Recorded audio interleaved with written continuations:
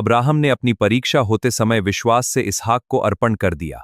इब्रानियों 11:17। अब तुम्हारे अपने जीवन के लिए और तुम्हारे जीवन में जो दूसरे लोग हैं उनके लिए भी आज्ञापालन ऐसा रूप धारण कर सकता है जिससे वह असंभव जान पड़े। तुम्हें ऐसा लग सकता है कि परमेश्वर का वचन या परमेश्वर का आत्मा तुम्हें जो करने के लिए प्रेरित कर रहा है, यदि तुम वह करोगे तो परमेश्वर तुम्हें कठिन परिस्थितियों में ले जाएगा और तुम्हें तुम्हारे लिए कल्याणकारी ऐसा बना हुआ कोई भी मार्ग दिखाई नहीं देता। शायद तुम्हें तुरंत परमेश्वर से आज्ञा या हाक मिली हो सकती है कि तुम्हारी वैवाहिक स्थिति बदल जाएगी या अनिश्चित स्थिति में रहेगी। जो नौकरी तुम कर रहे हो वह टिकेगी नहीं, या वह नौकरी छोड़ दो, बल्कि जहां तुम काम करते हो वहां मसीह की गवाही दो। ईमानदारी के मानकों से समझौता करने से मना करो।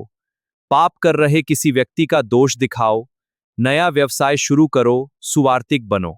और जिस क्षण तुम अपने संकुचित अंतःकरण में देखते हो तब उसे साध्य करने की संभावना भयंकर लगती है। अर्थात केवल एक ऐसा जो इसहाक को वारिस ठहरा सकता था, उसे गंवाने जैसा है।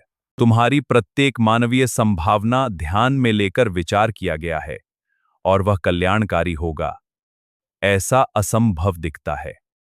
तो अब्राहम के लिए वह जागृति या भावना कैसी होती है यह अब तुम समझ सकते हो। वह घटनाक्रम तुम्हें भयभीत कर सकता है।